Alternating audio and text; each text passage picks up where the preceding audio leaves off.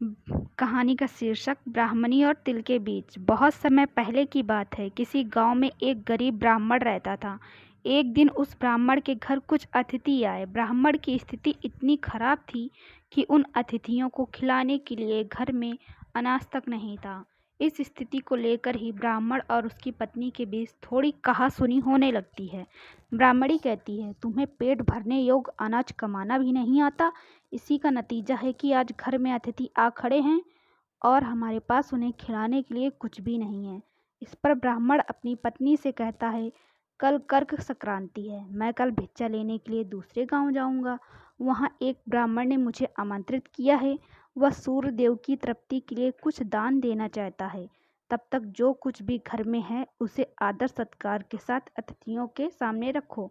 ब्राह्मण की यह बात सुनकर ब्राह्मणी कहती है, तेरी पत्नी होकर मैंने कभी सुख नहीं भोगा। न कभी खाने को मेवा मिष्ठान मिला, ना ही ढंग के वस्त्र और आभूषण। आज तू कह रहा है कि जो भी घर में पड़ा हो वह अतिथियों के समक्ष रख दूं। जब कुछ है ही नहीं तो मैं उनके सामने क्या रखूं? पड़े हैं तो बस एक मुट्ठी तिल, तो क्या अतिथियों के सामने सूखे तिल रखना अच्छा लगेगा?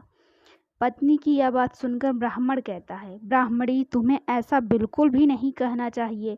कारण यह है कि इच्छा के अनुसार किसी भी मनुष्य को धन की प्राप्ति नहीं होती। जरूरी है तो पेट भरना, और पेट भरने के योग्य अनाज तो मैं ले ही आता हूँ। अधिक धन की चाहत अच्छी नहीं है। ऐसी इच्छा का तुम्हें त्याग कर देना चाहिए। अधिक धन की इच्छा के चक्कर में मनुष्य के माथे पर शिखा बन जाती है। माथे पर शिखा वाली बात सुनकर ब्राह्मणी आश्चर्य में ब्राह्मण से पूछती है, अधिक धन की इच्छा से माथे पर शिखा हो जाती है? मैं कुछ समझी नहीं। जो भी कहना है खुलकर कहिए। ब्राह्मणी के इस सवाल का जवाब देने के लिए ब्राह्मण अपनी पत्नी को शिकारी और गीदड़ की एक कहानी सुनाता है। ब्राह्मण कथा की शुरुआत करता है। एक दिन एक शिकारी जंगल में शिकार की खोज कर रहा था। जंगल में कुछ दूर आगे बढ़ने के बाद शिकार को एक काले रंग का पहाड़ जैसा विशाल सुअर दिखाई देता है। सुअर को देखते ही शिकारी अपना धनुष उठा लेता है और कमान खींचते हुए सुअर पर निशाना लगा देता है। कमान से निकला हुआ तीर तीव्र गति से सुअर को घायल कर देता है। घायल होने पर सुअर चिघाड़ता हुआ शिकारी पर पलटवार कर देता है। सुअर के तीखे दांतों से शिकारी का पेट फट जाता है। इस तरह शिकार और शिकारी दोनों का ही अंत हो जाता है। इसी बीच खाने की तलाश में भटकता हुआ एक भूखा गीदड़ वहां से होकर गुजरता है, जहां शिकारी और सुअर का शव पड़ा हुआ था। बिना मेहनत का इतना सारा भोजन देखकर गीदड़ मन ही मन बहुत खुश होता है और मन ही मन सोचता है कि आज तो ईश्वर की बड़ी कृपा हुई, जो इतना अच्छा अधिक भोजन एक साथ मुझे मिला। मैं इसे धीरे धीरे और आराम से खाऊंगा, ताकि लंबे समय तक मैं इसे उपयोग में लाऊंगा। इस तरह से इस भोजन के साथ लंबे समय तक अपनी भूख को शांत रख पाऊंगा। इन सभी बातों पर विचार करते हुए गीदड़ सबसे पहले छोटी छोटी चीज़ों को खाना शुरू करता है। तभी उस शिकारी के मृत शरीर के पास एक धनुष पड़ा दिखता है। गीदड़ के मन में पहले उसे खाने का विचार आता है और वह धनुष पर चढ़ी डोर को चबाने लगता है। गीदड़ के चबाने से धनुष पर चढ़ी डोर टूट जाती है और डोर के टूटने से धनुष का एक सिरा वेग के साथ गीदड़ के माथे को भेदता हुआ ऊपर निकलता है।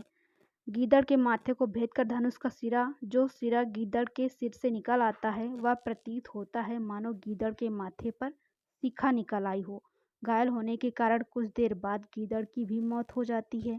इतना कहते हुए ब्राह्मण कहता है, ब्राह्मणी, इसलिए मैं कहता हूँ कि जरूरत से अधिक लोभ से माथे पर शिखा आ जाती है।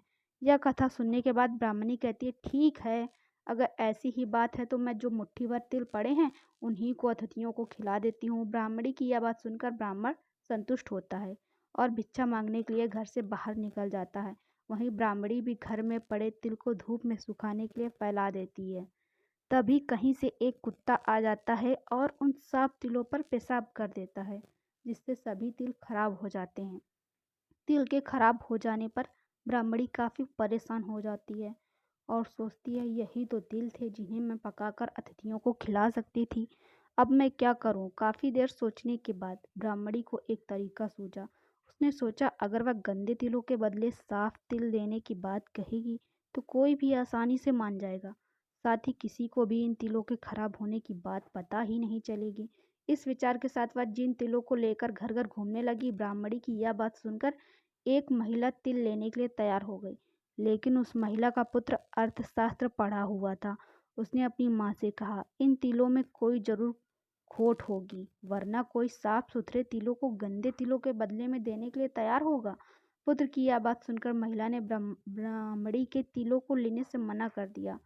कहानी से सीख, हमारे पास जो भी होता है उसी में खुश रहना चाहिए। किसी के पास ज़्यादा चीज़ देकर दुख नहीं होना चाहिए।